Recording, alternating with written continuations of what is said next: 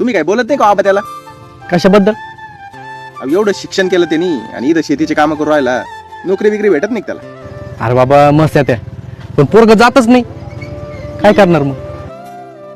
म्हणजे शिक्षण गेलं वाया है ना? नाही जाणार वाया.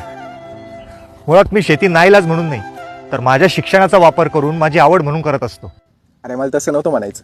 नाही नाही, ती चूक तुझी नाही रे, या समाजाच्या विचारांची. म्हणजे बघ ना, नोकरी करणारा उच्च दर्जाचा, शेती करणारा कमी दर्जाचा. आणि एवढंच नाही, शेती करणाऱ्याला लग्नासाठी मुलगी देखील मिळत नाही. का? अरे कुणाला नोकरी, कुणाला व्यवसाय, तर कुणाला शेती करायला आवडते. मग हा भेदभाव कशासाठी? आणि हे जर असं सुरू राहिलं ना, तर एक दिवस शेती करायला शेतकरीच उरणार नाही. सोडून तुला मातीला तू जाग उधाणू दे जौरी.